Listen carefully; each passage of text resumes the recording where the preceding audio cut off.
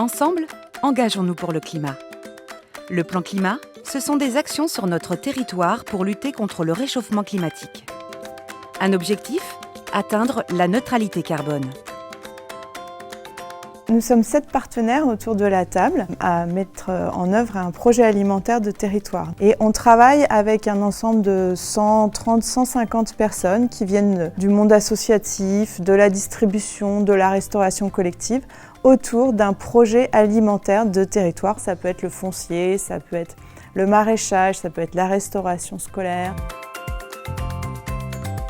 Dans les objectifs du PAT, il y a notamment le fait de tripler la surface en bio, de doubler la surface aujourd'hui en maraîchage et puis de sortir des pesticides vers 2030. On va beaucoup travailler notamment sur la restauration collective. Donc l'idée, c'est d'aller vers 50% de produits bio et locaux dans nos restaurants scolaires. Pour ça, on a des formations qu'on propose à tous les restaurants scolaires, à tous les chefs, sur la végétalisation des menus, sur le fait de servir plus de légumineuses aux enfants.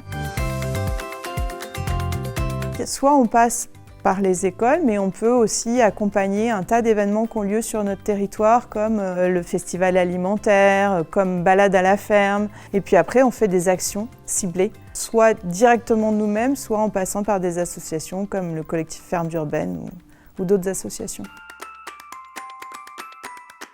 Alors dans le cadre de la consultation du PCAET, les citoyens qui ont répondu nous engagent en fait vers justement une transition agroalimentaire, une transition agroécologique dans les champs pour qu'on aille vers des choses plus vertueuses, moins de pesticides, plus d'alimentation de qualité plus saine et des productions qui soient vraiment réservées à notre territoire en partie.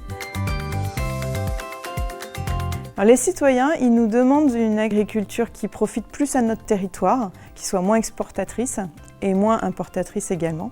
Comment on fait pour consommer plus local, mais aussi pour produire plus local et surtout pour produire de manière à ne pas détruire notre environnement ou la santé.